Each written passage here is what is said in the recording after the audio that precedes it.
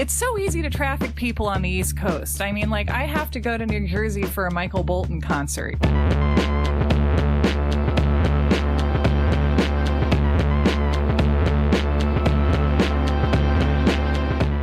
Welcome to You're Wrong About, the podcast where we teach you how to succinctly counter your relative's Thanksgiving Day arguments. Ooh, that's good. Thank you. The succinctly is a little ambitious, considering how long our episodes have gotten. Okay, here's how I think this works. You have probably done like 100 hours of research for this.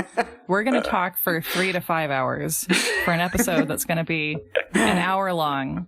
And the people who hear this episode can boil that 1 hour down to, 5 minutes of impassioned whisper shouting over stuffing. Yeah, I like that we've turned our listeners just as insufferable as we are. Yeah, I think they were already insufferable and they just were wanting tools to become even more insufferable, and that's what we're offering them.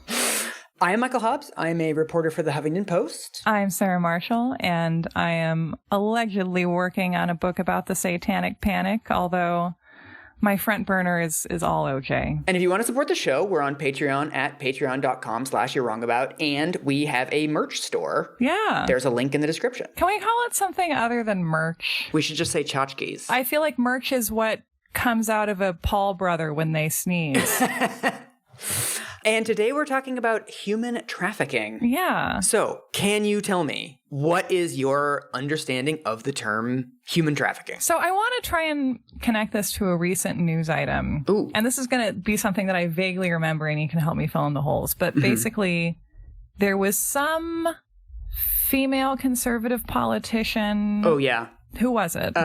If you're going where I think you're going, it was Cindy McCain. It was Cindy McCain. Okay, yeah. So it wasn't a politician, but she's obviously part of a political family. Mm-hmm. She was on a morning talk show, and she told a story about seeing in an airport or something like that what she deemed to be a suspicious situation with an adult and a child who she presumed to be in the act of being trafficked. Yes. The evidence of trafficking was that the child was a different ethnicity than the mother. Okay. We do not know if it was like a mother of color and a white kid, or a white mother and a kid of color. Yeah, or like two non-white people of different backgrounds. But yes, my guess is that that's not what she noticed. Right. So my concept of human trafficking is that, the posters that you see in airports and stuff, which is that a white child is somehow being exploited and sold, probably for sex or some other nefarious purposes. That's my understanding of the Cindy McCain version. Yes. Okay. This is going to be a fun episode because this is like a medley of all of our previous Moral Panic episodes. Like, there's some satanic stuff. There's some repressed memories. There's some bad statistics. This is like when the Carpenters would play a medley. Take it away, Richard. Yeah. Where do you want to start us? Like, what point in time is the best place to begin? So I think the place to start is that the version of trafficking that Cindy McCain is describing, and that I think a lot of people have in their heads of, children being kidnapped, forcibly taken from one country to the other. And kidnapped in broad daylight, like snatched away in a public area. It's not clear there has ever been a confirmed case of that.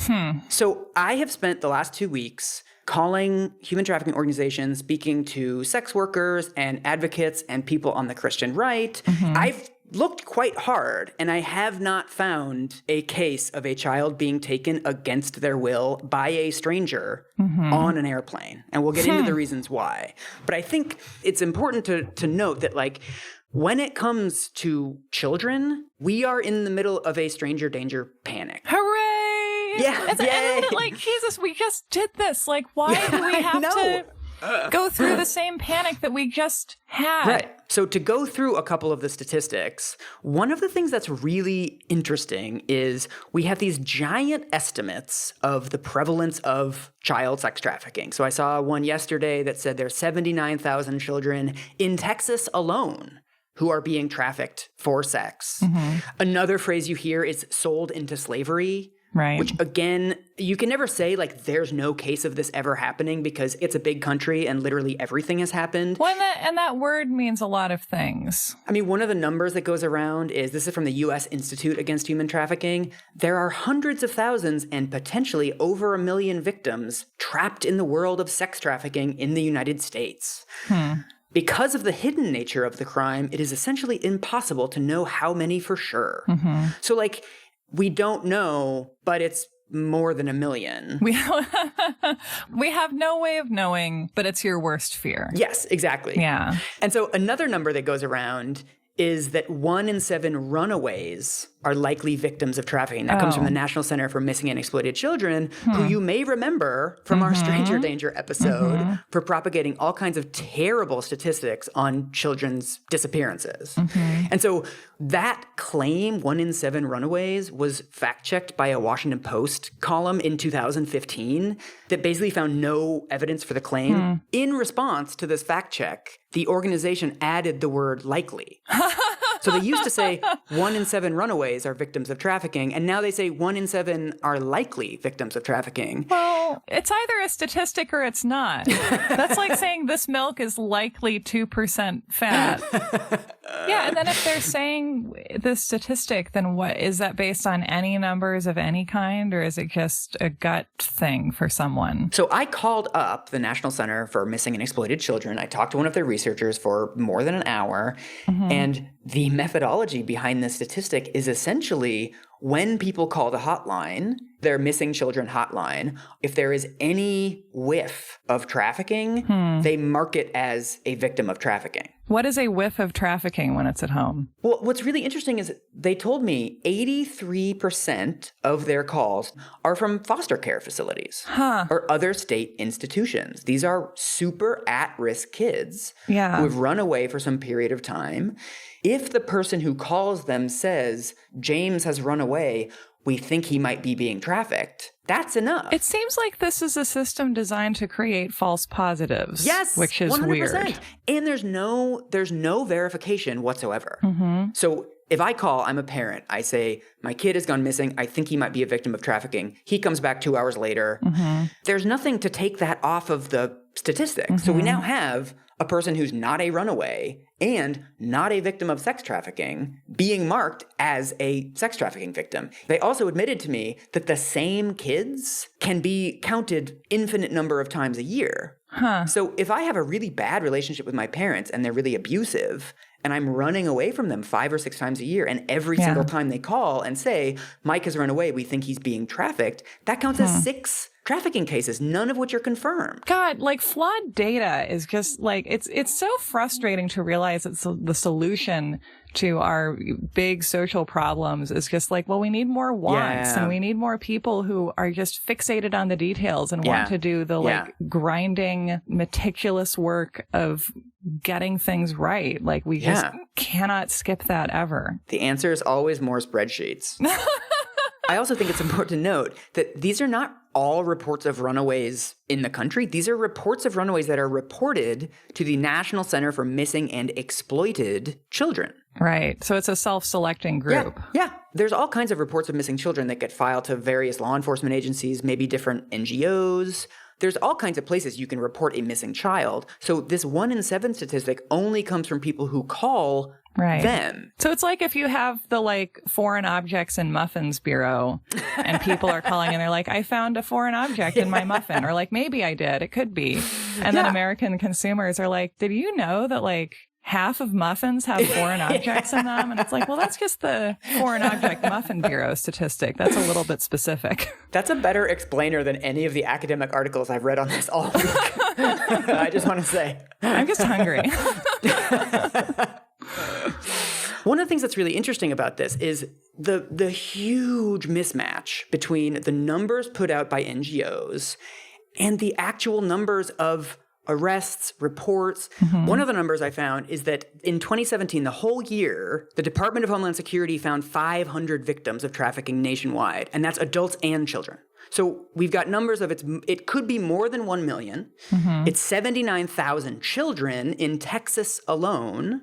And then we've got 500 actual confirmed victims. So at that point, it's like, if there's such a disparity between the number of people being identified by the authorities and the estimates, then how are you even getting the numbers? Mm-hmm. It doesn't connect to me based on anything I know about any other situation of this kind, that you would be able to have knowledge of these many cases but not take action on any of them. Yeah. Especially in a country where we do not have underzealous law enforcement, especially where border issues are concerned. And one of the things that is central to, I think, all urban legends of this type, like won't someone save the children, is this idea that we're insufficiently concerned about it, right? It's like, well, nobody's talking about the child sex traffic. And you're like, actually, a lot of people are talking about it. No one cares about white children. Yeah, exactly. It's like, that is the one demographic that we live in a terrible country for child welfare across the board, but we do talk about white children a lot. Yes. We do that.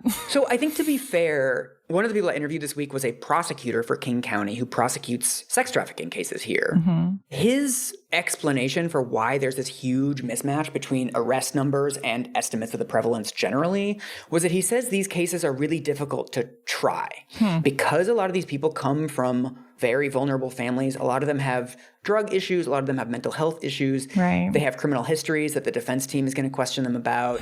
So it makes sense to me that those numbers would be artificially low. Right. Or that we would have lower numbers for this than for other types of crimes that are prosecuted. Yeah. Yeah. So I think it's worth taking that seriously. Although I want to say, this is a prosecutor, right? He is on the other side of the tough on crime ideological divide than we are. He's someone who believes in trafficking. He believes it's really bad. I was asking about the kinds of cases that he sees, and first of all, he's never seen a trafficking case with a prepubescent child. He sees lots of abuse cases, but the idea of children being sold, trapped in hotel rooms, he's never seen it. Well, or that I can see there being cases of that aren't discovered, and that I think there's always, all things are possible. And as you often say, it's a big country. But the issue here is not that these things aren't happening, but that if you are taking a story of, this case that is horrific because it is about a prepubescent child, because it is about the specific kind of trafficking, and then using that to whip up a public sentiment that allows you to unnecessarily penalize sex workers, then that's the issue. Not that this thing doesn't happen, but that powerful people are using the existence of a certain type of crime to police a fundamentally different type of crime. Another thing he said about this that I thought was really interesting is that when he deals with underage sex workers, the vast majority of the clients don't know they're underage because they're lying about, you ask, hey, you're 18, right? And she says, yeah, I'm 18, but she's actually 17. Also, if you're soliciting sex, you're not going to entice someone to do an illegal thing with you by telling them that it's also illegal in a more dire way. I think there is, you don't want to defend men who are buying sex with underage people, but it's also, the morality of it to me feels very different than going into a hotel room where somebody's in some way chained or bound and having sex with that person. It's a completely different order of scale. Yes. And I think it just is not going to help any of us to see complicated issues as less complicated than they are. I don't think that ever improves anything. One of the other really interesting things this tough on crime prosecutor said to me was that most of the actual cases of quote-unquote trafficking that he sees are actually an extension of domestic abuse. What this usually is people that have a lot of vulnerabilities, they're leaving the home because it's abusive, or they get, they start dating somebody at 17. There's a period of abuse and then escalation of the abuse. I actually interviewed somebody who was homeless in Portland, and she met a guy who was older than her, and she says he was the first guy that was nice to me. She grew up in an abusive home. This is the start of so many stories. And so she considered the guy her boyfriend, and then he said, hey, do you want to have a threesome sometime? And maybe we can have a threesome, but I'm not part of the threesome, and you have sex with this other guy. And then it's kind of like, well, maybe you have sex with this guy, I don't really know him, but I need you to do it, and I'm your boyfriend. Yes. And so she's still actually not sure if money was changing hands behind the scenes. At the time she didn't, but she now considers herself a trafficking victim because that's basically what it became. But it was an outgrowth of all of this other abuse and her extreme vulnerability. So even this tough on crime prosecutor guy said that, most of the people that he sees are ethnic minorities. They have child abuse in the home. They have very young drug addiction. One of the victims he's working with now, she was addicted to hard drugs by 13 because her mother was a drug addict.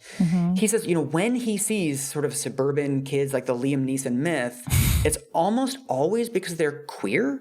That creates a vulnerability for those kids that kind of pushes them out of the home and pushes them into networks where they're meeting boyfriends or girlfriends that are able to coerce them because of the lack of self-confidence that they have, the lack of support systems that they have. And society kind of hating them already, which certainly creates a good substrate for being abused in your personal relationships. Yeah. Well, this is what's so fascinating to me about the way that this moral panic has perpetuated itself, in that if we're thinking of, the sort of quote unquote real cases of human trafficking where teenagers are coerced or manipulated into engaging in commercial sex work by their partners. Right.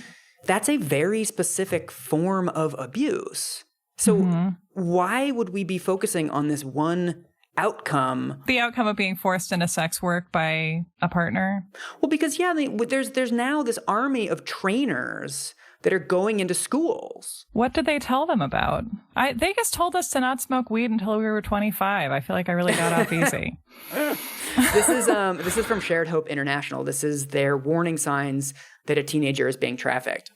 Unexplained absences from class, overly tired in class, less appropriately dressed than before. What? Sexualized behavior. Oh my God. Withdrawn, depressed, distracted, or checked out. Brags about making or having lots of money. New tattoos. Tattoos are often used by pimps as a way to brand victims. Okay. Tattoos of a name, symbol, money, or barcode could indicate trafficking. That's so weird.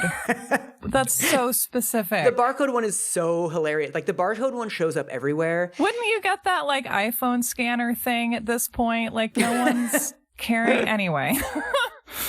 I do not doubt that people have done this, like, somewhere. Yeah. But again, like, this really plays into the idea that we see a lot in conspiracy theories that, like, everyone does it the same way and there's some kind of national hierarchy maybe involved. Yeah. And also the barcode thing is really important because it's this idea that, like, the numbers are so big that you need barcodes to track all the, like, they're tubes of toothpaste or something. So it's the argument that these are functional barcodes and that the pimps have little, like, self-checkout scanner guys that they're using. Like, I know people at my middle and high school that got barcode tattoos, but that's because they were anti-capitalist goths. And they got them as a kind of, like, fuck capitalism type of tattoo. Yeah, so once again, we have to suspect goths. Also, aside from the barcode tattoo thing, I think the warning signs of trafficking all sound like being a teenager. Oh, totally. Yeah. Right? Like, you're tired and you look more promiscuous than you used to. I mean, yeah. Florida just passed a law that every school has to have an anti-trafficking curriculum. Really? Yes. This really bothers me because I feel like we have this narrative too that it's like that women and girls especially aren't allowed to care about staying safe unless the imagined foe is like a scary monster. We're not allowed to talk about keeping safe from normal straight men, especially like the ones that we marry. We're not allowed to implicate them in our fears for ourselves. But if it's about a monster, then we can talk about it and we can try and keep people safe, but only from the monster. Yeah. Right? And it's so telling that these trainings aren't aimed at boys. Yeah. And I was going to ask you, have you ever seen like an "Are you being trafficked" sign in a men's room? Ooh, no, I don't think so. And like, aren't boy children supposed to be being trafficked and all this? Like, is it only girl children on top of everything else that this is supposed to be happening to? Well, this is the thing. It's like a big sign of moral panic to me is when you hold all of these contradictory ideas at once. So oftentimes I'll say like, ooh, it's usually somebody close to you that's going to coerce you into commercial sex work. But then the next sentence, they'll say, oh, if there's men standing outside your school trying to recruit you, don't speak to them. That seems like common sense advice. I will accept that. That one's not hard. Another one of the sourceless statistics that goes around is that 70% of child sex trafficking cases begin online. This really is Santa's bag. There's something in here for everyone. If you're afraid of the internet, if you're afraid of the migrant caravan, yeah, it's great. It's very diverse. One of the curricula that they're going to be using in Florida apparently is called My Life, My Choice. Ooh. And it's a 10-session exploitation prevention curriculum designed to change girls' perceptions of the commercial sex industry, as well as build self-esteem and personal empowerment. How many perceptions of the commercial sex industry do they have going into this training? Well, this is the thing. It's like some of the articles about Florida's new curriculum mention sort of paragraph 17 that in 2017, there were only 65 human trafficking incidents and there were 0 reports of minors being trafficked in Florida. Oh, boy. And so it's like when we talk about what's actually endangering teens, suicide is now the number 2 killer of kids under 18 after car accidents. Wow. When you ask actual kids, and there's a lot of activism going on around this, they need help with depression and anxiety. No,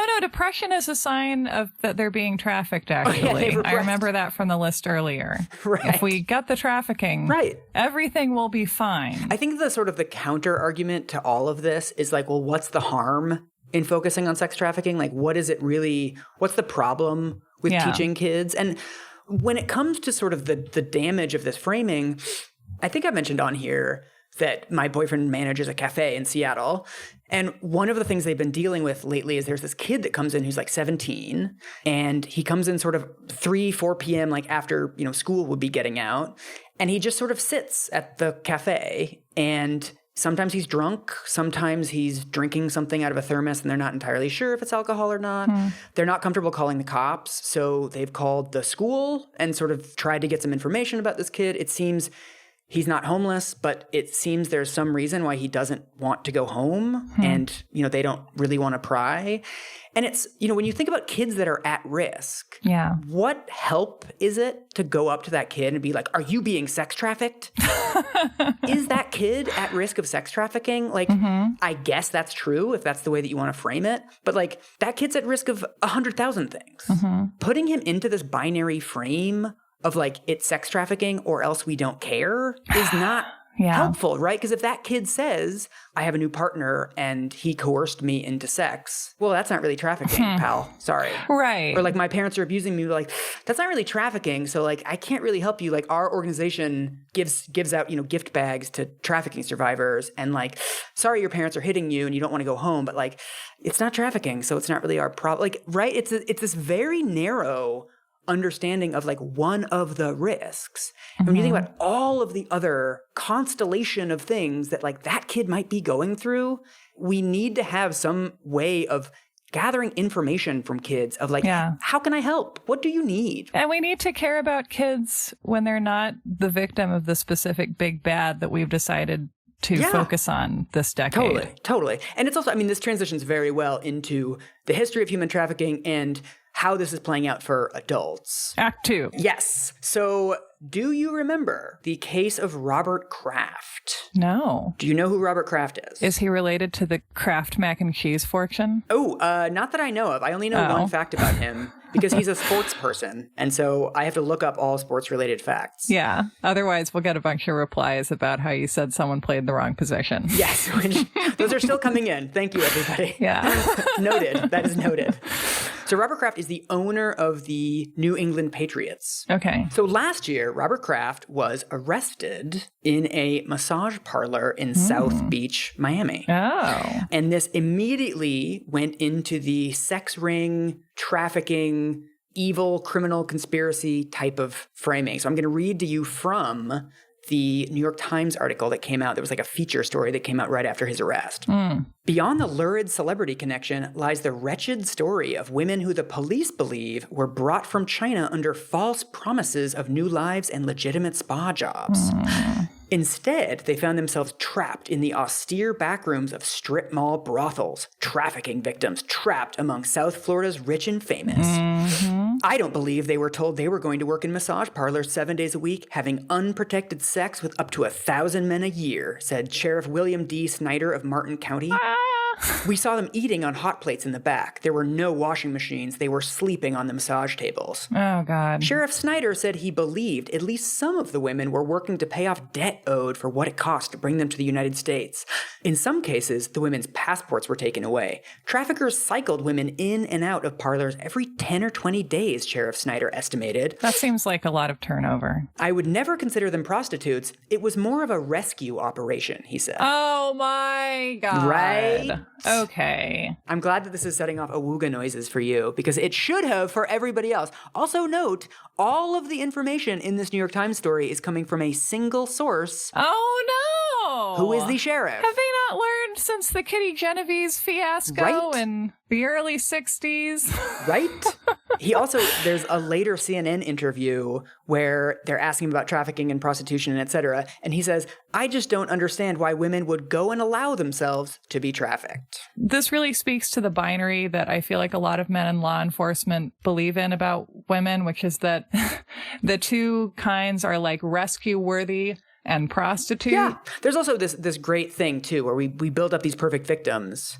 But then it's like, oh, they went and allowed themselves to be trafficked, right? So even when we find those stories, it's like, weren't they kind of at fault a little bit? Like they let them, it's like right? saying like someone got herself murdered. Yeah. It's very interesting how volition works depending on the category of person. I mean, I think it's also, so every factual claim in what I just said is false. Great. Every single one.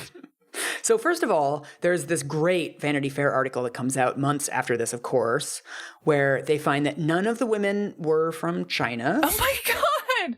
At least get the country right. How hard is that? They were Chinese. Okay. They were already living in the United States. Yeah. The owner of the massage parlor recruited them through advertisements in Chinese language magazines and newspapers in, Chicago and LA and all these other places. It was like a normal sort of Craigslist ad that happened to be in Chinese, like come to Florida, work at a massage parlor. So none of them were trafficked from other countries. They crossed state lines, so I guess they did violate the Mann Act, which people used to get excited about in the 1930s. That's such a huge spoiler, Sarah. We're going to get to the Mann Act. I'm very sorry.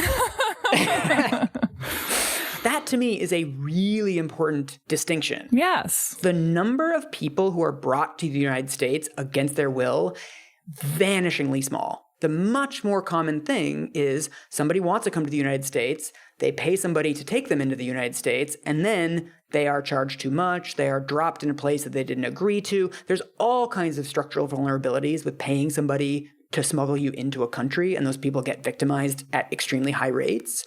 Mm-hmm. But there is a difference between people being, clubbed, knocked out in Cambodia, and they wake up in Detroit. That doesn't happen. Again, I think this distinction is important because it's based on our unwillingness to confront the deepest culprit in all this, which again is economic insecurity domestically. And also, I mean, when you think about it economically, if I'm running a massage parlor where I'm exploiting young women and sort of in these terrible conditions and they're working long hours and I'm not paying them very much, why the fuck would I recruit people from other countries? There's so many desperate people in America. Right. It's based on the idea that there's a shortage of people in America who would do anything for a decent paycheck, which, what a weird thing to believe.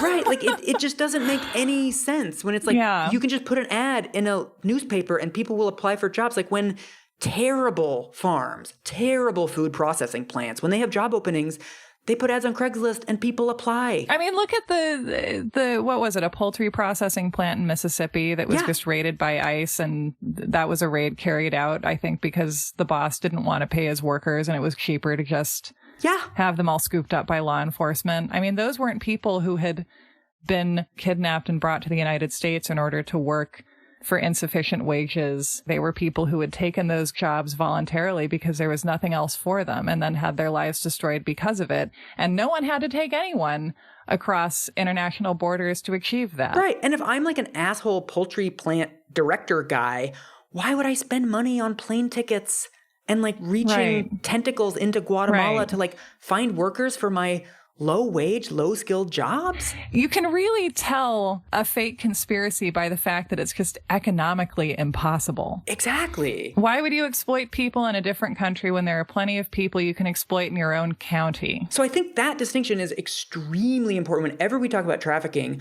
we need to be really clear that there is a huge difference between people coming here and people being taken here. Yeah. And the reason why it's dangerous to come here is because there are no laws that allow people to come here legally, right? Like, why is there an economy of people that will take you across the U.S. border for $10,000? Because there's really terrible immigration policy. Again, we're saying we'll solve this problem if we strengthen our border or if we make it harder or more punitive for undocumented people to come to the United States. And it's like, no, like that's going to make it worse because that means that you will owe more money to someone who's smuggling you and they will have even more justification to work you to death. One of the other factual claims that the sheriff makes is that they're working 7 days a week, having unprotected sex with 1,000 men a year.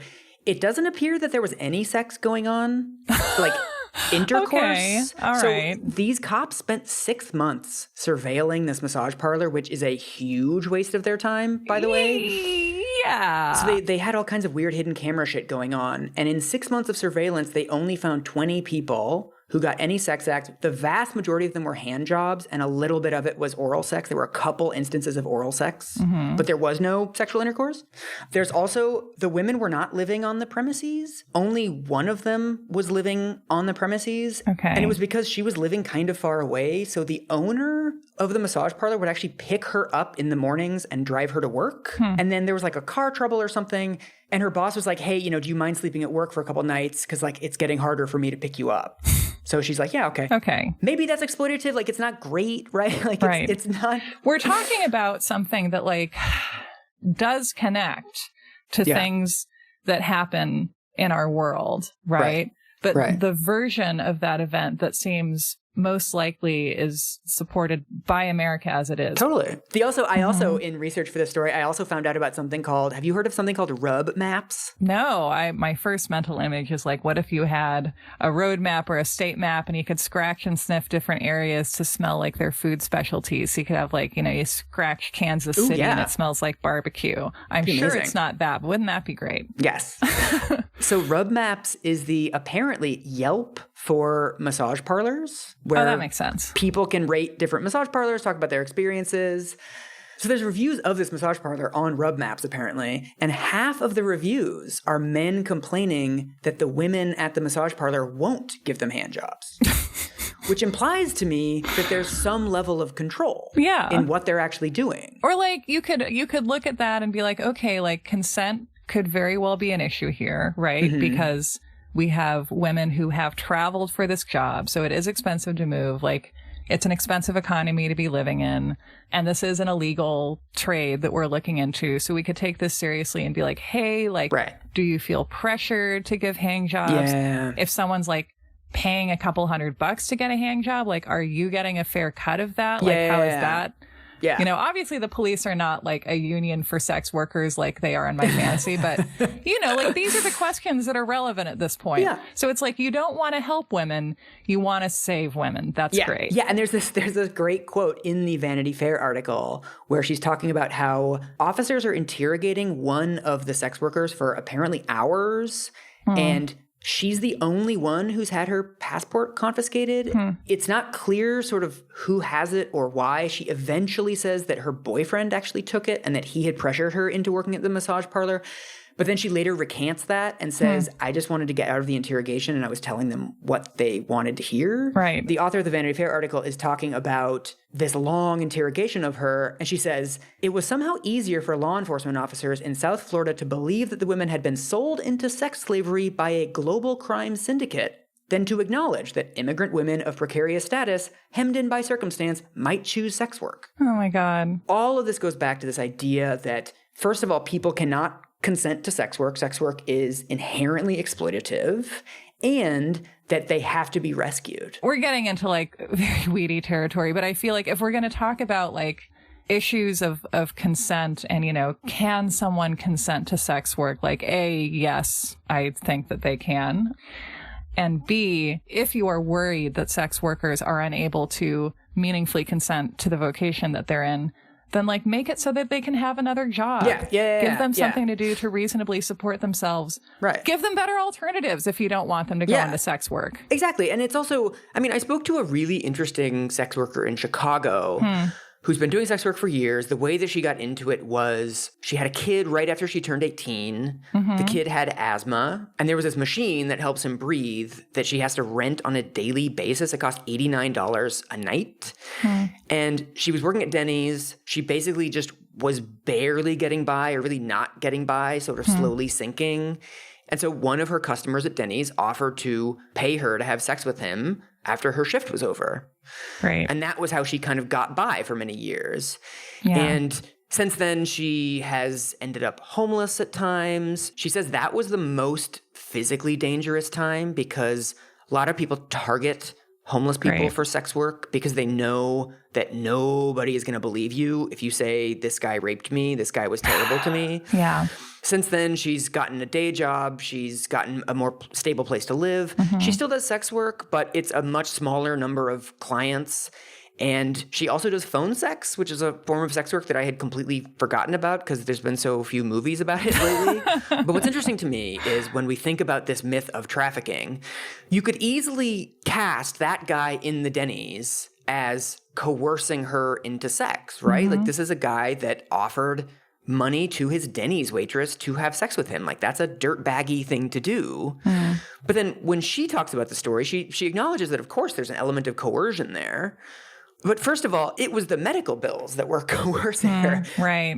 And like people are vulnerable enough working in legal industries where they don't have unions, you know? Right. Think about what it's like if admitting to practicing the trade that you're in means that you get arrested. I mean, it is impossible to have rights in that situation. Right. I also think taking the right-wing argument seriously that like there's no such thing as consenting to sex work, it's inherently exploitative, fine. I don't agree with that, but like if that is true, then the question becomes, say you're a sex worker, you're working in this massage parlor, it's super exploitative. I'm now going to go in, I'm going to arrest your boss, I'm going to shut it down, I'm going to take away your source of housing, right? Because part of the myth is that they're living there. I'm going to take away your source of income because you're no longer going to have a job.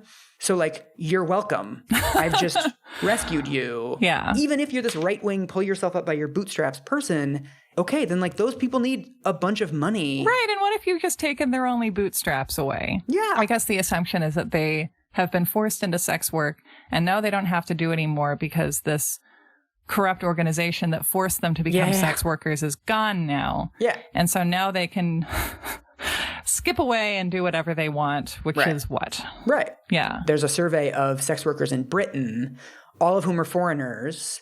Only 6% of them said that they were deceived in any way by coming to the UK. What they say is that they went to the UK to like work at coffee shops, but either they got those jobs and the conditions were shitty and they couldn't pay their rent, or they just couldn't get those jobs. And so a lot of them sort of started doing sex work because they didn't have a lot of other options. Right. But it's also like, well, what do those people need? Like, how do you rescue them from sex work? It's like, pay more at the coffee shops. Like, right? Like, right.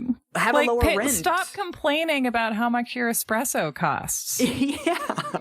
I think making an espresso that's much harder than giving a hand job too. My God, there's so many levers on those things. And this goes back to like the entire history of this whole thing, that the origin of trafficking has always been about saving women, mostly white women. Yeah. I've been reading all these historical documents and they all include the names of old laws of sort of like how this works. So there was the precursors to this. There's something called the 1870 Act to prevent the kidnapping and importing of Mongolian, Chinese, and Japanese females for criminal or demoralizing purposes. But only Mongolian, Chinese, and Japanese. If you're Laotian, then you can just fuck off. There's one in 1875 that has in the preamble that it's trying to end the danger of cheap Chinese labor and immoral Chinese women. Interesting. Which then morphs into the Chinese Exclusion Act of 1882. So the Chinese Exclusion Act, this is fabulous, began as a sex trafficking panic law. Yeah. I interviewed a human smuggling expert who I cannot name because he's an old friend of mine and his university will not allow me to name him because they have like weird restrictions. I mean, one of the things that the human smuggling researcher told me, because he's looking into the history of this too, is that every time we've had a resurgence of the trafficking panic, we've had a crackdown on immigration. That's classic. That is a stone cold classic. The extremely important reframing of human smuggling to human trafficking is human smuggling sounds kind of defensible. Right. People are sneaking into this country because they want to be here. Human smuggling is how some enslaved people escaped back in the day. And he mentioned this too, that there's also great stories of people smuggling Jews out of Europe when the Nazis came to power. We sort of understand that to be a much more complicated concept. But then as soon as you say, oh, there's trafficking, people are being brought here against their will, then it's like, oh shit, we really need to crack down on the borders because they're not migrants. They're not coming here for jobs. They're being kidnapped and taken here. And it's interesting because it doesn't criminalize the person who is trying to cross the border. It demonizes the person who is theoretically moving them, but then it makes them into collateral or evidence or something. Yeah, this is what he said too, that the difference between trafficking and smuggling is that in human trafficking, the person coming into the United States is a victim, whereas in human smuggling, the United States is the victim, right? It's a crime against the United States to smuggle someone in and there is no victim. So what trafficking does is it allows you to reframe, some percentage of these migrants I'm really worried about that, like, they're not choosing to come here on their own volition. I'm not racist, but I am concerned. What's really interesting is this whole thing gets wrapped up in this concept of white slavery from the early 1900s. Are you familiar with this? Yeah, because this idea that, I mean, the classic idea that we have now in different clothing that, I mean, this kind of birth of a nation idea almost in a way, right? That like white women are constantly being preyed upon by an ethnic other who wants to kidnap them and smuggle them and just do something terrible. There was something called the 1904 International Agreement for the Suppression of White Slave Traffic. That's one of the first times the term trafficking is used. I was going to ask when that started showing up. I'm surprised it's that old. Yeah. And it's also, it hasn't changed at all. This is the same stuff we see now. So there's this great article by Janie Chung where she talks about the concept of exploitation creep, where trafficking has always been a bad thing, but over time we've expanded the term trafficking to cover more and more and more human behavior. And it's now this behemoth that covers like 50 different activities. Yeah, so what did it originally mean? It originally meant, this is what she says in her article, that the word trafficking denoted the cross-border movement of white women and girls by force, deceit, or drugs for the purposes of commercial sexual exploitation. Okay. White women and girls by force, deceit, or drugs. It's amazing that we were so transparent just over 100 years ago. We were like, this is a law about white girls. Yes. And now it's like, that's so the unspoken thing at the bottom of everything, but it's the one thing you're not allowed to explicitly say. Right. And it's I mean, the DNA is all there. I mean, this is like how bad it gets, is in the actual law, it defines a victim as a white woman who is a victim of the animal lusts of the dark races. Oh, no. What's really interesting is, my God. You know, this is what Janie Chung, this really interesting researcher, told me, was that a lot of this comes out of the anxieties over slavery ending and a huge anxiety over women's rights. That you have women who are starting to show up in interracial couples. Right. And they can't be doing that on purpose. Right. And so all of these same gut level anxieties are there in the very beginning. And this initial panic culminates in the 1910 Mann Act. Right. The way that Janie Chung puts it is, which sought to maintain the morality and purity of white women by prohibiting women from crossing state lines for immoral purposes and criminalized interracial couples. So it's like from the very beginning, trafficking has been a way of talking about basically like race mingling that makes us uncomfortable. Or that interracial relationships can only exist in the context of sex crime, right? That like, it's not that we're criminalizing interracial relationships. It has to be a sex crime. There can't be consent. It has to be someone's being recruited for nefarious purposes. Like, it's not that we're criminalizing these relationships, it's that they don't exist. Right. Jesus. So what happens over time is eventually people sort of accept this framing, but they think that white slavery is too narrow.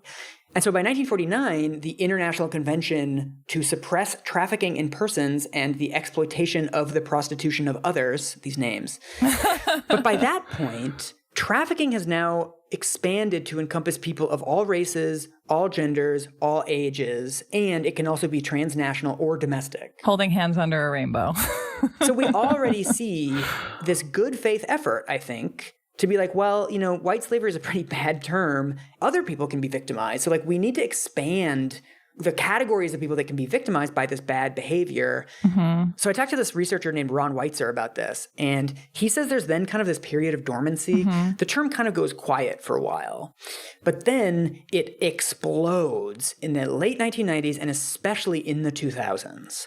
And what's really interesting to me, because I'm trying to sort of find the genesis of this, you know, how did we get to like trafficking becoming a thing? Mm-hmm. And what this guy Ron Weitzer told me was that it's one of the few times when it's not a bottom-up phenomenon. Like Stranger Danger, there really were kids that got murdered in these horrible ways. Right. But he says one of the unique features about human trafficking as a moral panic is that it's top-down, that there weren't cases of human trafficking that sort of captured the public's imagination. Right, because we should be able to think like, oh yes, the baby Liza case from 1995 that started. That's the thing. I mean, that's at the beginning of this conversation. It was like we were trying to open a Kinder Egg with nothing inside of it. I can't think of even the cases that would have inspired this. Right. This is what's so interesting is that in the late 1990s, what started happening was, you will recognize this, a coalition between neoconservatives, the Christian right, and feminists to start pushing this. Those never end well. It's actually fascinating. I mean, this is another example, just like we talked about with victims' rights, where basically this argument that prostitution is inherently exploitative came out of this idea that prostitution is fundamentally about the patriarchy. And it's something that benefits men. I mean, and there are ways in which that argument makes sense to me. I just don't take it to that conclusion. Right.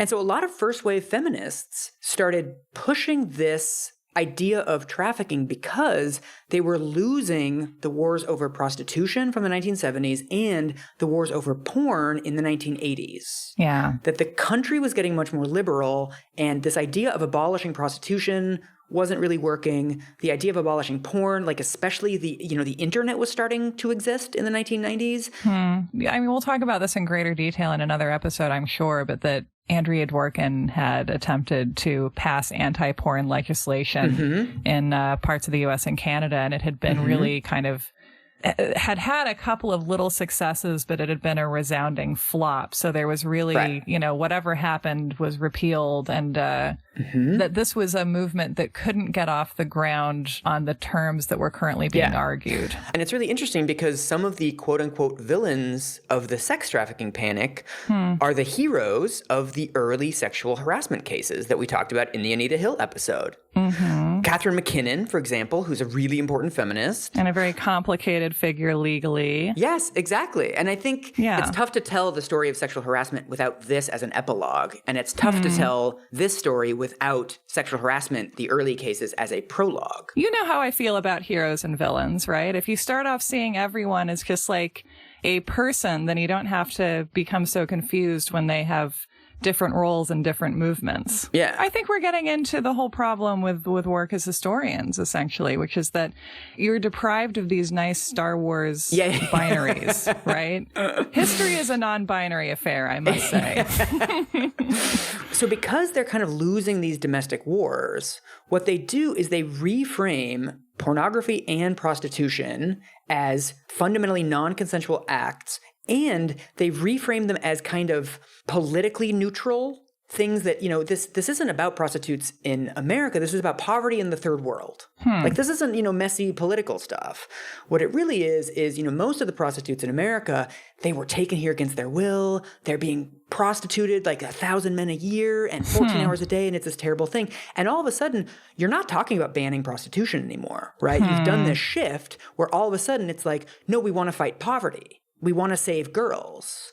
We want to free people from slavery. And the prostitution is sort of secondary or tertiary, and people start not noticing what you're really doing. Okay, so it turns That was into... a very Sarah sigh. Well,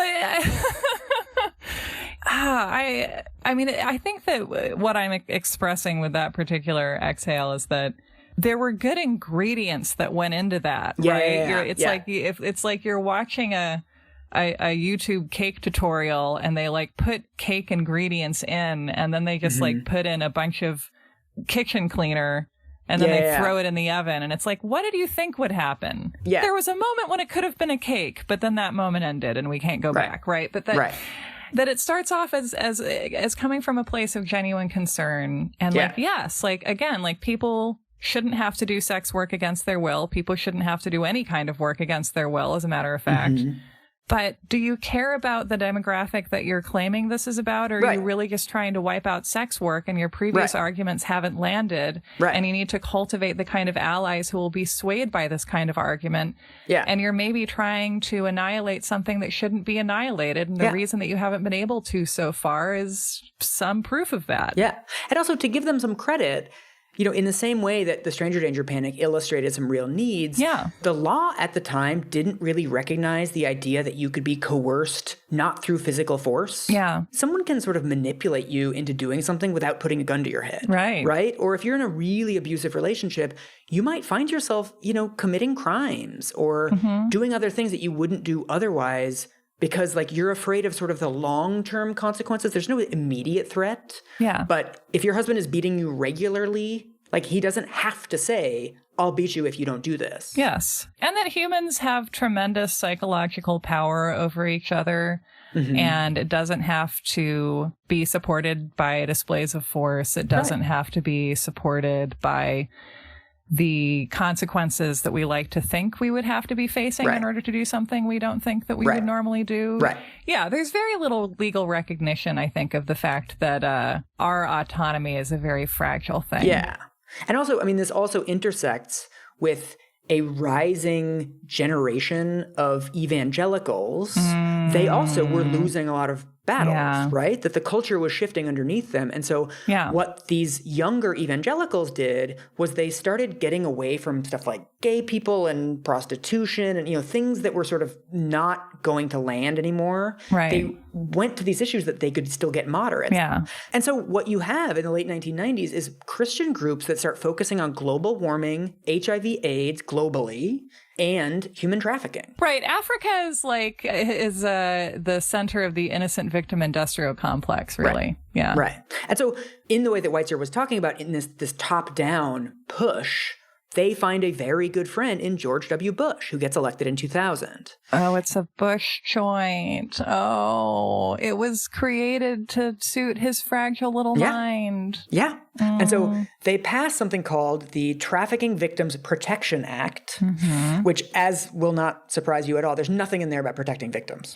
It extends a bunch of sentences. It creates, as we've seen with other moral panics, it creates laws against things that are already illegal. So it doesn't criminalize anything new. It just jacks up sentencing for other stuff. Yeah, exactly. Like, it's filling a hole that is already filled. So the only actual victims protection that it has in the law is the idea of a T visa, which is a trafficking victim visa, basically. It sounds like a gift card for testosterone. But what's really interesting is, you know, as usual, nobody digs into the details of these plans. So the actual T visa, the way that it works is it's temporary. It gives you a 1-year extension of staying in the United States, and it's conditional on participating in the criminal trial against your trafficker. Oh, Jesus Christ. So this creates an incentive where even if you're not really a victim, like you weren't really coerced into sex work, there's now an incentive to say that you were. Because it's how you get human rights. Yeah, totally. And the thing is, I mean, everybody brags about this program and how great it is, but a tiny number of people even get it every year. It's only 600 people get it every year. Huh. And the fine print for the T visa is that, it's temporary, but you can also apply for this thing called a U visa, which is permanent residency.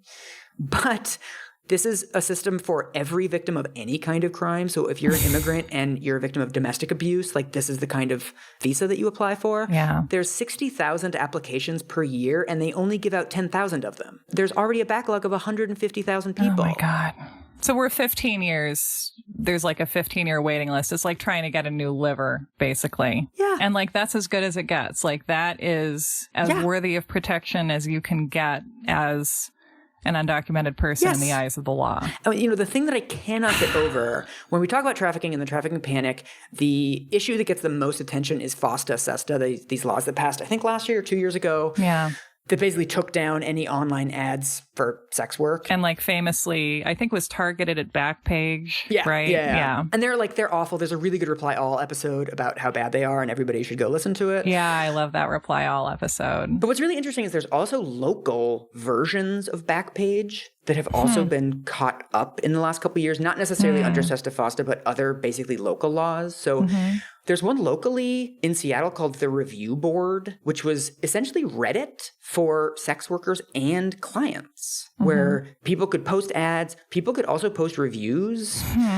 The sex workers that I spoke to who had profiles there and posted there said that it was really positive in that if a guy was a total prick, you could post on there with his profile and his information and say, this is what happened. He showed up drunk, he hit me, whatever it was. And the sex workers would then, of course, say, well, we're not going to see that guy anymore. And the men would post and say like, hey man, you're making us look bad. This is bullshit. There was all kinds of stuff on there about consent and about it's okay for them to say no, and it's not okay to coerce them into sex if they say, sorry, that's not a service I'm offering, or I don't really feel like it tonight. Sorry about that. And then a couple years ago, the cops came in and shut it down. And so the way that I found out about this and the way that most people in Seattle found out about this was there's a big trafficking raid. We found a sex ring. It's all trafficking. It's all terrible. Oh, it's a ring. If you call something a ring, it's automatically so sinister, right? Yeah. And so some of the women that were posting on the review board were from South Korea. And so this, of course, got wrapped up in the sort of they're being brought here against their will type of narrative. And they're working 14 hours a day and they're not making any money, blah, blah, blah. It's just so weird when we want to read situations not at face value for kind of what we're seeing, but we're like, well, we have this thing that we really want to find. Yeah. And we're going to take anything that to any degree supports the scenario we want this to be, and then we're going to say it's that scenario. Like that's a really bizarre way to be attempting to solve social problems. Yes. And just like barreling forward without actually showing any interest in what's actually going on. Yeah.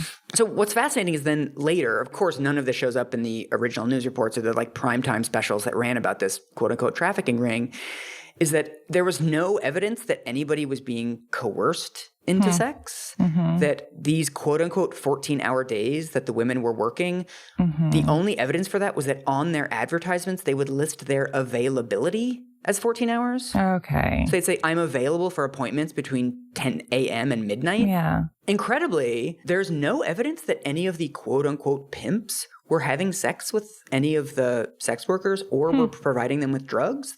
They were kind of like managers or promoters or like a book agent. They were placing ads for them. They were helping them with like various logistics things. They were like actually doing their jobs. Yeah. And also, I mean, what some of these sex workers have been telling me is that like the whole concept of a pimp is, I mean, first of all, racialized. Yes. Secondly, that relationship doesn't really happen as much anymore because of the internet. That it's relatively easy or easier to set up dates in places like hotels or places where there's sort of enough people around that if something bad happens, there is help available. It's not this idea of like exploitative pimps. Obviously, you know, it happens in the world.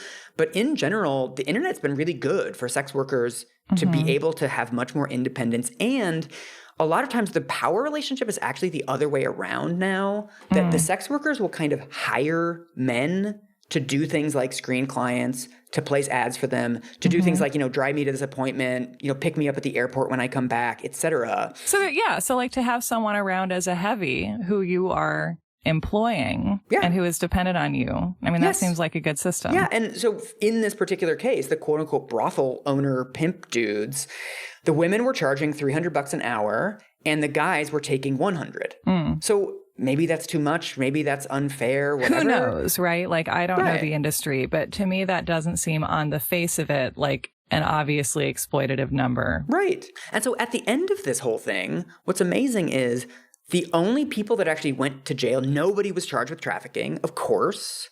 The only thing that they got were these second-degree promoting prostitution charges. One of the guys, one of these quote-unquote pimps, who, of course, tarred as like the worst, chaining people to radiators, the worst imaginable traffickers. One of them does 60 days in jail and 30 days of community service. You caught the trafficker at the center of the ring. And I mean, thank God they didn't bring in a disproportionate punishment just to save face. I mean, that's one nice thing about it. One of the other guys that went to jail for 21 months was a kid who the only thing he's actually charged with is helping the sex workers post ads and picking them up at the airport when they would travel. So one of the myths of this is that like the traffickers are moving them around the country and they're being taken from place to place. There's no evidence that these women ever traveled with another person. They were going to other places, and a lot of the sex workers told me that this is something that you do because if you're a new face in an area, like you go to Albuquerque or whatever, you get like a wave of clients because they haven't seen you before. Like modeling. Yeah, exactly. So it makes sense to move around. Also, apparently people pay more in certain cities like New York and LA. That makes sense. They're used to paying more for sandwiches. So there's no evidence that they were being taken anywhere. They were just going on their own to those places to earn more money and then coming back, and this guy would pick them up at the airport. It's just such bad faith, It's just we're like purporting to care about these people's lives, and then we're expressing that by making them harder, which suggests to me that that's all we really wanted anyway, but we just wanted an excuse to screw over sex workers. Yes, absolutely. I mean, I think it's important to note that this website, the review board, people talk about, it was a nice, positive place, but it was also, I mean, it's not perfect, right? That the guy, it was run by essentially this random dude named Tahoe Ted. They say he was kind of a dick. Like, he didn't allow trans sex workers to post. He would block people from creating accounts if they were fat, like anyone larger. So Tahoe Ted is a shitty guy who accidentally made a place better than him. Yeah, that people were able to use in this positive way. But again, it's like, what is creating the weaknesses and the shittiness of that website? It's the criminalization. Yeah. If this was legal, you would have other websites to choose from that aren't shitty. Right. And Tahoe Ted wouldn't control the pipeline. Yeah. And one of the weird things, this is incredible. This guy, Tahoe Ted, is caught. He's in all of the local newspapers. He's a trafficker. He's the ringleader, etc. He eventually pleads guilty to 3 counts of promoting prostitution. His sentence is 30 days of work release, 30 days of community service. He has to go to a post-conviction sex buyer intervention course. What? And then the guy ended up killing himself because his name had been dragged through the mud through the newspapers that he had a day job while he was doing this. And of course he lost the day job and nobody was going to hire him because, Google this guy and the first 50 results are all about how he's a sex trafficker. Which is interesting because even so the actual legal system's consequences weren't that significant for him, but the way he his name had been destroyed by it. So you don't even need to penalize someone that harshly because the media will do it for you. I don't know. Like, again, you don't want to get into a place where like you're defending this model that I do think has elements of exploitation in it. And it's a structure that can be used very exploitatively. So I don't think any of this is like, all of this is perfectly fine. Right. But we're saying that it's not the very specific thing that people are claiming it to be, which is different from saying it's perfect. Right. What's amazing about that case is that it was a 5-year investigation. There were 4 different law enforcement agencies involved. So we're talking millions of dollars. I feel like that's an inappropriate use of resources. Yes. And it's like, what are we spending our money on? Think of all the children that are experiencing domestic abuse during that time. Yeah. For what? For a bunch of misdemeanor arrests and 6-month sentences and a bunch of quote unquote victims that left immediately? All of them did not participate in the prosecution. So as soon as it happened, they were quote unquote rescued and sent to this NGO that was going to provide them services. All of them ran away within 24 hours. All of them did? Yeah. Wow. So to this day, we don't know where they are. That doesn't imply to me the Liam Neeson version of this trafficking story. I would love to see, though, the Liam Neeson movie version of all this, where Liam Neeson like raids a fairly stable home that some sex work is being run out of, and then forcibly takes a bunch of women to a safe house, and then they all run away, and then he just sits there sadly having made breakfast for everyone. I mean, this is another recurring theme for us, that if we create these sort of bucket categories in public discourse, we're like, okay, there's traffickers, and they're this kind of person, and maybe as the public, we only want it to apply to this very sinister, very specific kind of a figure that we're thinking of. But then once we've created that category socially, then legally it can be used however people want. And if there's one thing that we've learned, you can take a very scary sounding charge and then find ways to sort of pull that parachute over like a huge number of defendants. Yeah. And this is, I actually read this fascinating report by the Greater New Orleans Human Trafficking Task Force that was actually like, in the way that bureaucrats do, it was like quietly scathing, but like pretending that it's not scathing, which I love. Is this kind of like a salty judge quotes? Yes, exactly. And so what they note is that everything since 2000 has been about victims, right? Protecting victims, helping victims. Like this is the language that we always hear. Yeah. What they mention is that in the entire state of Louisiana, there's only 291 beds available for trafficking victims. Wow. And only 46 of those are actually like trafficking beds. The rest of them are homeless shelters. It's this absurd duality where it's like trafficking is huge, it's growing, it's the most offensive form of exploitation imaginable, right? It's literally sexual slavery. But then after we rescue them, we're sending them to a fucking homeless shelter? Wow. Okay. And that there are no actual resources for this most exalted category of victim. Yeah. And it's like they talk in there quietly, saltily about how because all the homeless shelters are full, it often takes 5 or 10 phone calls to find a homeless shelter for that night. It's like, can you name 10 homeless shelters in your city? Like, how do you even do that? Yes. We can't get the numbers because they're so traumatized that they don't know what happened to them, but they have to be calling around homeless shelters until they, like, through sheer persistence, find a bed. Only one of the shelters serves foreign nationals. A lot of them do background checks and other document checks. The Cindy McCain definition of trafficking is that these people are not from the United States. Why is this not an emergency to anti-trafficking organizations? Right. There are no resources being allocated for them. There's no real system in place for like taking care of them once they're saved from their abusers. Like no one seems to have much of a plan of like where to put them or how to find resources for them. Like it all goes to criminalization. Yeah. I mean, this is like the darkest shit that I haven't found in other task force reports, but I think is really widespread, that the only forms of housing available to trafficking victims are like long-term housing. And so all of them have these weird intake requirements where you have to be in before a curfew. You have to commit to sobriety. If I've been trafficked, I'm not staying sober. You know, I've got some demons to handle. This is from the task force report. Required activities include counseling, therapy, life skills activities, religious activities, and group or wellness meetings for residents. And also 2 out of 3 of them cut off your internet and take away your cell phone. Okay, isn't that what you're supposed to do to someone when you're trafficking them, though? Like, I mean, this is the thing. You restrict their movements and control their life. Like, are we rescuing the victims of trafficking by re-trafficking them? Yes. And I also read about this thing outside of New Orleans where there's a house for trafficking victims out in a rural area that is run by the New Orleans Sheriff's Department, where they're also taking away people's cell phones and there's no public transit out there. Living in a house in rural Louisiana with no public transportation where you're being supervised by the sheriff's department sounds like a spiritual sequel to Get Out. Yes! Warning signs. Include that in the training for the kids. Why are we looking at kids in airports? And like being isolated in a remote location where the people who are restricting your movements have no sense of accountability. Yes. Because of their own belief in the righteousness of what they're doing. Like, again, this is coming back to our, you know, torch song of all torch songs, which is The most dangerous people are the people who believe in their deepest heart of hearts that they are on the side of what is right and just. The dangerous people are the people who think they are good and who society thinks are good, and therefore who have the kind of power that lends itself very easily to abuse. Yes. You're going to love this. I'm going to read you something really dark right now. This is the darkest NGO, Christian NGO thing. Hooray. This is Rebecca Charleston, who's the director of something called Valiant Hearts, which is a Christian charity that helps trafficking victims. She identifies as a victim of trafficking herself. This is from a Christian website.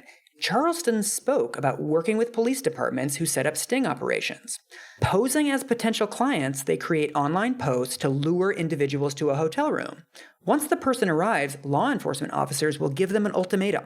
Either they can go to jail or accept Valiant Hearts' offer to help. However, many of the trafficked individuals decline the help, believing initially that it is their choice. I'm very curious about the situations that are being described here. How many red flags were there in that paragraph? So the people who are being courted in the sting operations are sex workers. Yes, and this Christian organization has taken it upon itself to make fake ads and entrap sex workers. Are they minors, or are they just random adult sex workers? It appears they're adult sex workers. There's nothing in here indicating that it's children. And then it's just like, you can look at the founder of this organization and say, you have been through real trauma, and maybe that doesn't qualify you to know what these people in this very broad group of backgrounds and possible situations all need. Like, it's not appropriate for individuals to be able to join forces with the police in this way either, I don't think. Like, this is a really weird thing that we kind of accept as normal in the United States because it happens so frequently. And especially because of the severity of the crime, the knowledge base required of the person collaborating with law enforcement doesn't need to be as high. This is one of those things that shows up that, I was talking to this person who has to remain anonymous who was on a state trafficking task force. What he found in the state where he was working, that cops would do these quote unquote stings, raids on, massage parlors or whatever.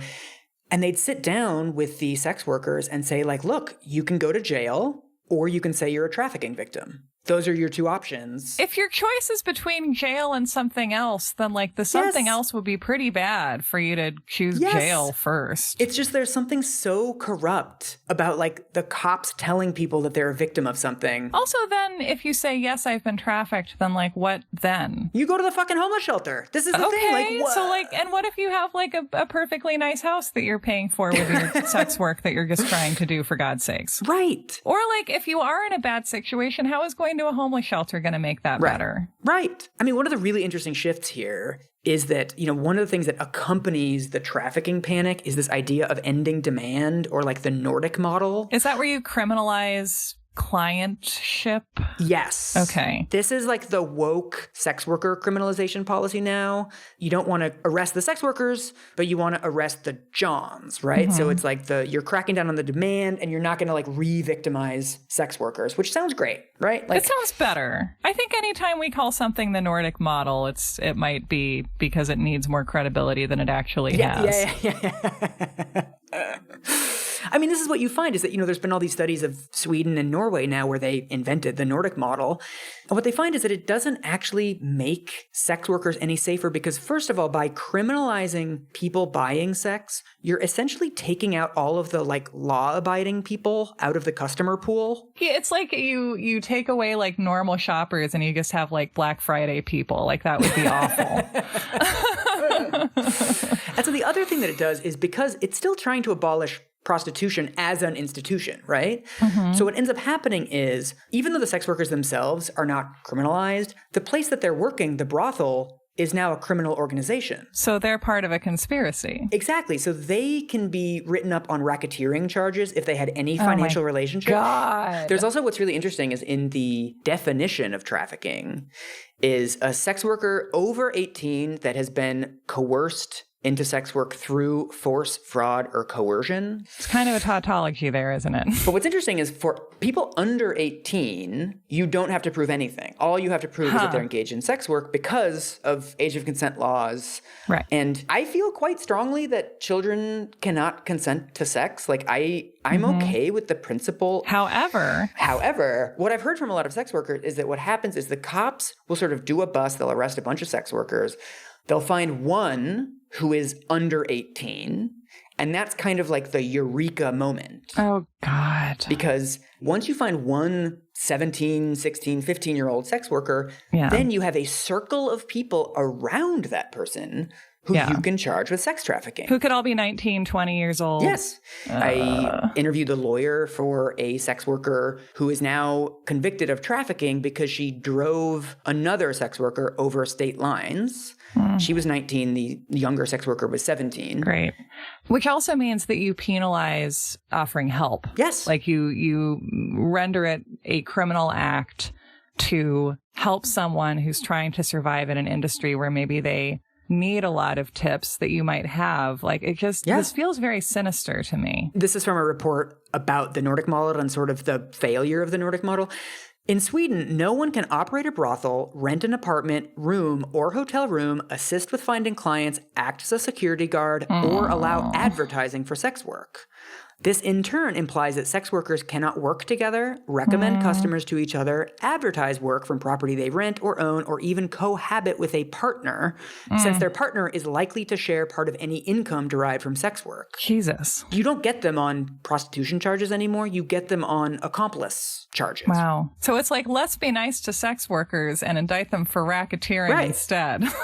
So, like, aren't we woke? Like, isn't this helping? It's like, well, not really, Norwegia. Like, this is not good. That's the most American you've ever sounded. Right. And just, I think that we really, just in general, like any kind of legislation that's brought forth where you look at it and you're like, now, if someone were to use this in bad faith, you could really destroy some lives. Right. And it's just so weird because if you're saying, I'm doing this to protect the trafficking victims who are teen girls. And so in this scenario, I'm going to ruin the lives of all these teen girls to protect the teen girls. And it's like, well, you're protecting imaginary people at the expense of real people. Yeah. And the imaginary people don't even vote. And also, I mean, what all of this does, whether you're criminalizing the sex workers or the people who purchase sex, either way, all it has the effect of is driving things underground. And so, one of the sex workers that I talked to about trafficking, she was saying that, like, there's now signs in hotels of, like, no, the warning signs of trafficking. Oh, yeah. All of which are warning signs of sex work, right? Yeah. It's like, oh, they keep a do not disturb sign on their door. Okay, first of all, I always do that, mostly because I'm making this show in there. But also, if the laws are taking away your ability to have coworkers and some kind of maybe secure arrangement, then like if you're losing access to hotels too, then like Jesus Christ, where else is there? Well, this is what one of the sex workers I interviewed told me, is that like a hotel is a pretty safe place to be a sex worker, right? Because you're in a room with, we all know how thin hotel walls are. There's security cameras everywhere. And the most important thing is that the client knows that if you scream, someone will come, right? And so she says, the harder it gets to work in hotels, it's like, I'm going to have sex with people in their cars. Yeah. That's where they have a lot more power over me. Like, they can drive me where they want to drive me. I can't necessarily leave. Like, all you're doing is making it harder for people to report this stuff. And if you scream in a car, then like maybe the police come. Yes. I think you're farther away from being arrested yourself in that situation, which is also important. So it's like all of this. I mean, there's now states passing laws that it's in there that all hotel staff need awareness raising training of this problem for which there is huge and false awareness already. Yeah. So what are the signs that people are being educated to look for? It's like, young women checking in by themselves and someone with men visiting their rooms. Sounds like it's criminalizing spring break more than anything.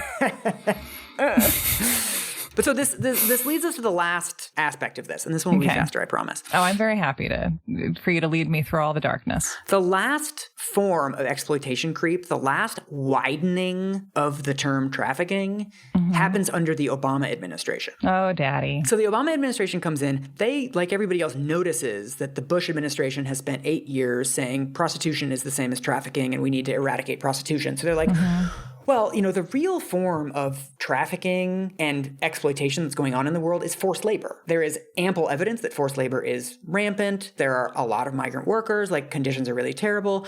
So what we need to do is expand the definition of trafficking to pull in all of these exploited workers, right? Like Indian construction workers in Dubai and Guatemalan farm workers in America. We need to include all of these people in this problem trafficking that everybody's super concerned about. This seems fairly reasonable to me, and I'm therefore extremely anxious that in reality it didn't end up working out as well as I'm hoping. Well, again, it's this understandable thing, and everybody seems to be working from good motives. Yeah. But what they do is they first redefine trafficking, and this is now the international definition, that any form of what's called bonded labor is considered trafficking.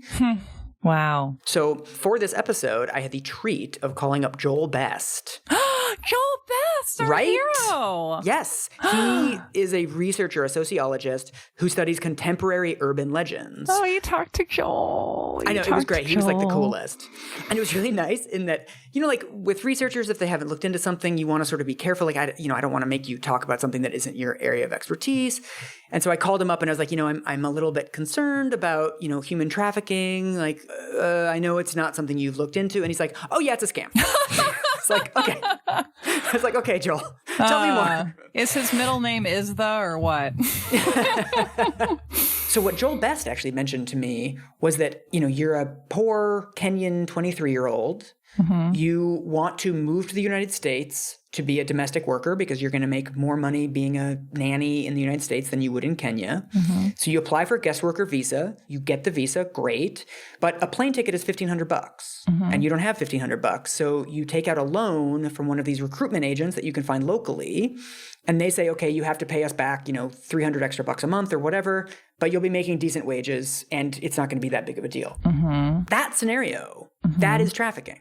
That's bonded labor. You're paying off a debt. And it's interesting because we talked about this kind of deal before as something that could be very easily abused. Right. But also if this arrangement doesn't have legitimate means of existing, then how are people going to get to the U.S. in the first place? Right. But also what's really interesting to me is when I started working on this, I thought that scenario wasn't bonded labor, that what then often happens, that you get there and the recruitment agent says well, I said it was going to be $300, but now it's $1,000 a month and I'm taking 90% of your salary. This does happen.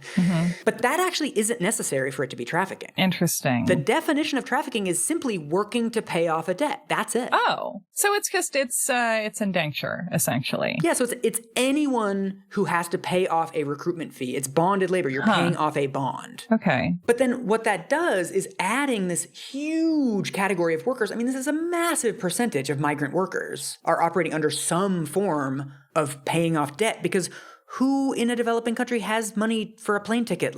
This is how people do this.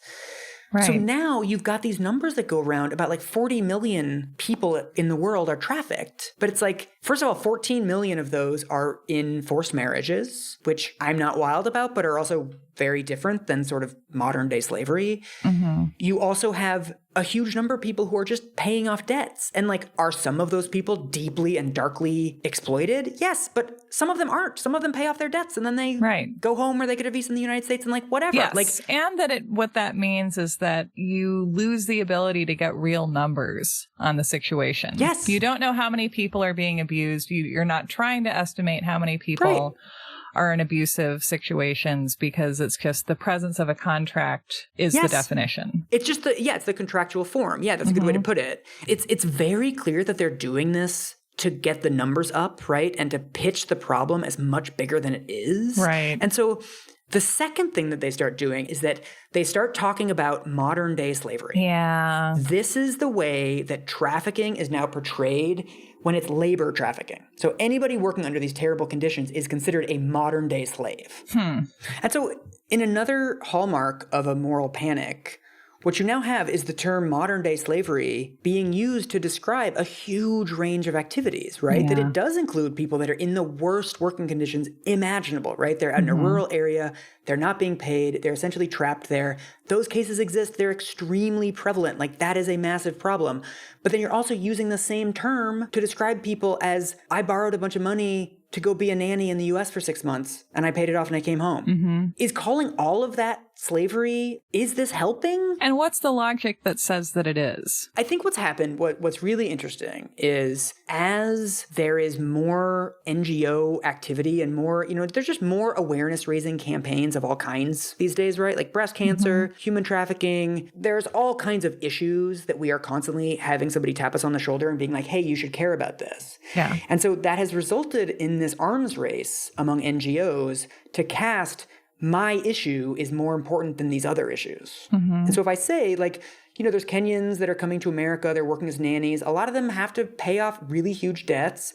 There's not real complaint mechanisms for them. You're like, And then somebody else comes to you and says, there are 25 million slaves in the world, and we thought we eradicated it in 1865, but it's back. This is a huge component of modern-day slavery rhetoric. Right. Explicitly comparing it to the experience of slaves in the United States. And so when I say to you, we thought we eradicated slavery, but it's back, that gives you a specific mental image, right? And I'm telling you, there's more slaves now than at any time in history, which is one of these numbers that goes around, which, like, yeah, if you're defining slaves as like a huge percentage of the workforce in developing countries, then like, yeah, slavery is back. If you're explicitly equating it with American slavery, it's like, those conditions are not common. Does it also speak to our rescue fantasies too? That like we would prefer to like rescue someone who's been enslaved to just, providing resources for people who are like, I got here and like,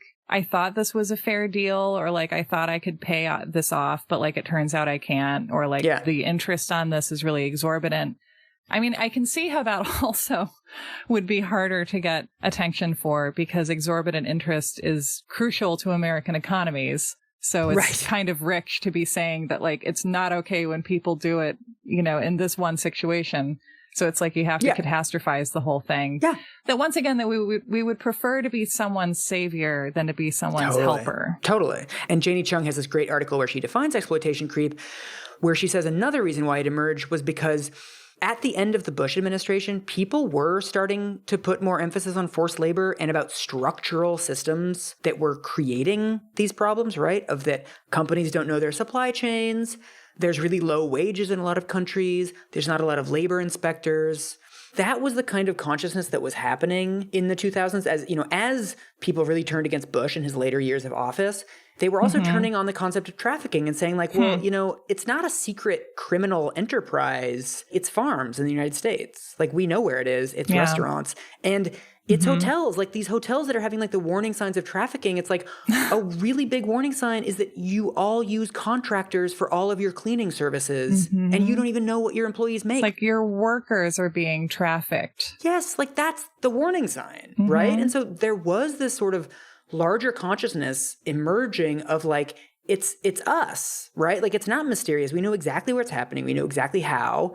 And we know how to fix it. Like, there need to be better procedures. There need to be complaint mechanisms. Yes, the title of the actual spiritual sequel to Get Out. Yeah.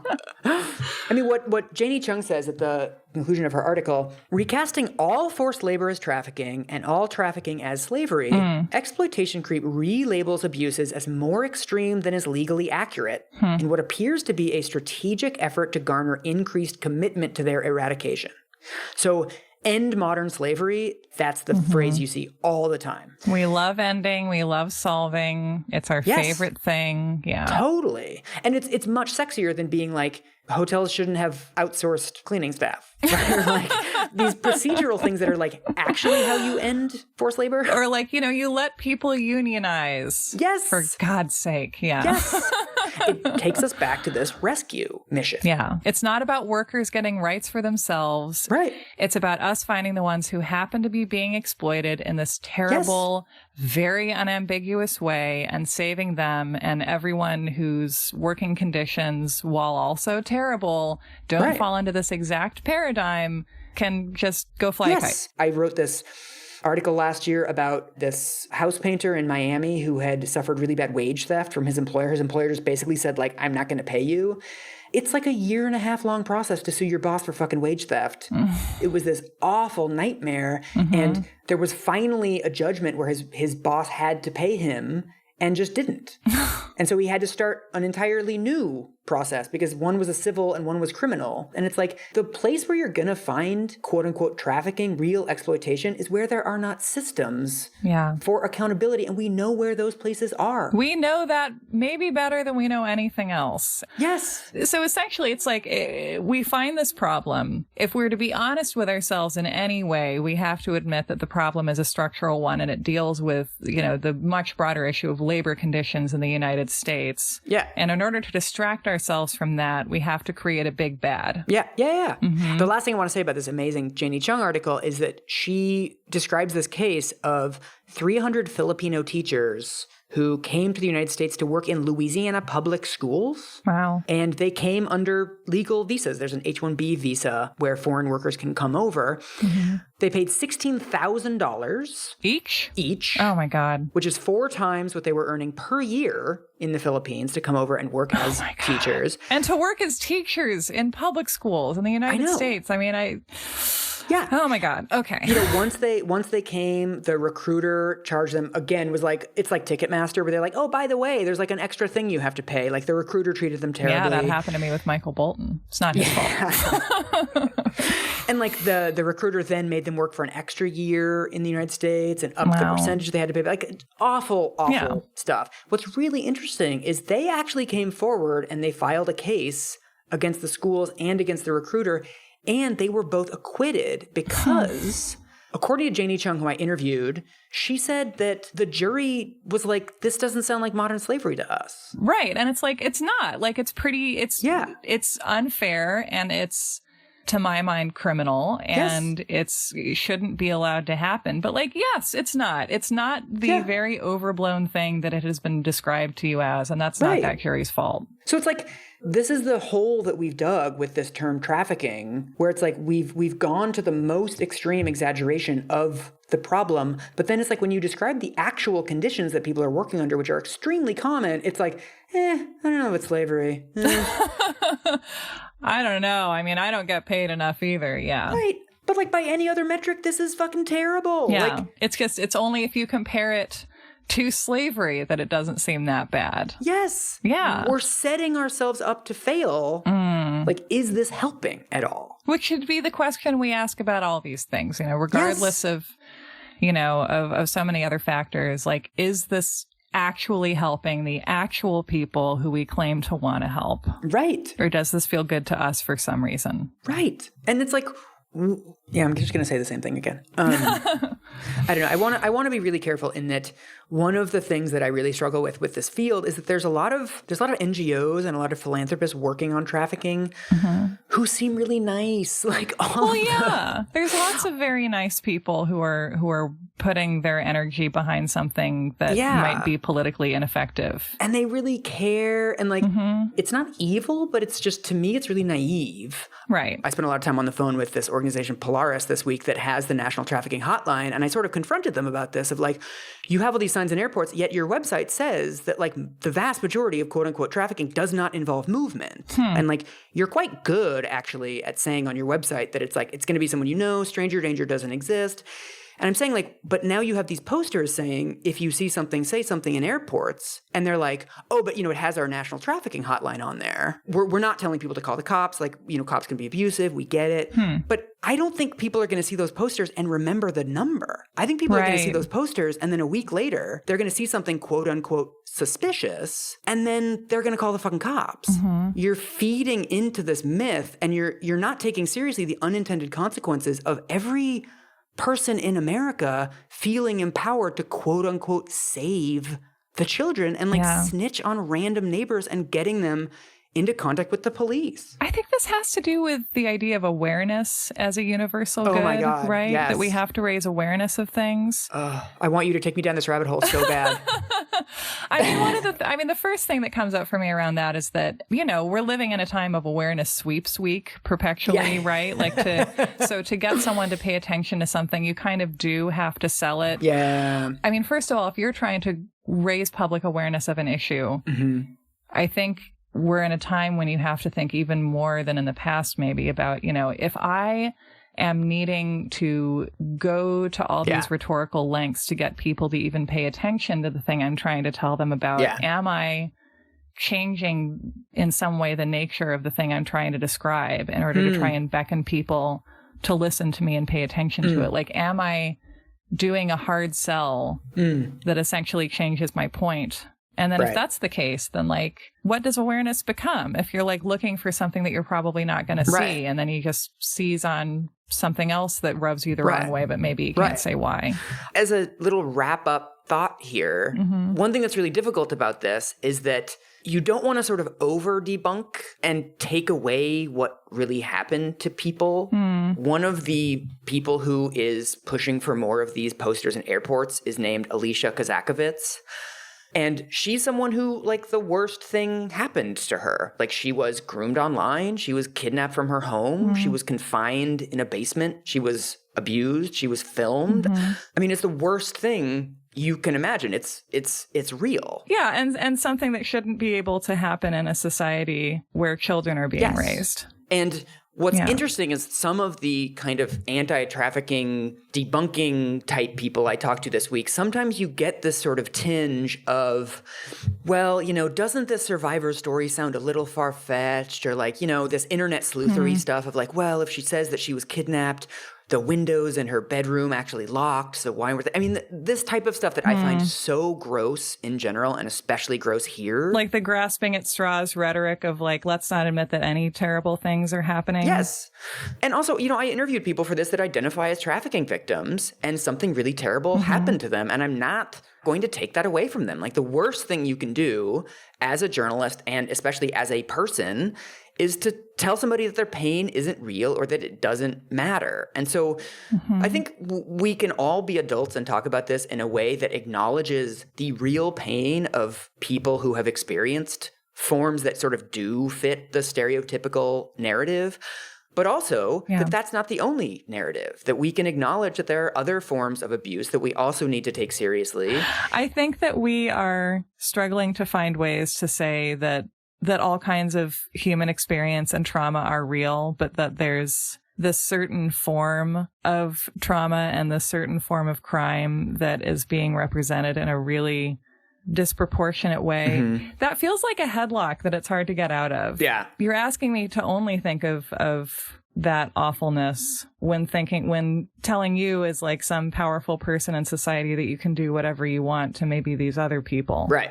Well, also, I mean, to me, I think it has to be possible to recognize the trauma of somebody like Alicia Kazakovitz and acknowledge what happened to her. Yeah. And it's possible to acknowledge the trauma of someone whose boss is stealing from them for years and has to go through a long court trial, or someone who is a homeless teenager that has to engage in survival sex to get a warm place to sleep that night. Or someone who's a sex worker who's getting busted all the time. Yes. I think it's like, it doesn't have to take away from one person to acknowledge another person's pain. And I also, I think somebody like Alicia Kazakovitz has every right to advocate for posters at airports. Like, that is her right. She can use her experience for anything she wants to. I also think that sex workers have the right to talk about their trauma and the way that this is affecting them. And I think interracial couples that have the Cindy McCains of the world calling TSA on them also have the right to describe their experiences. And all of those experiences are valid.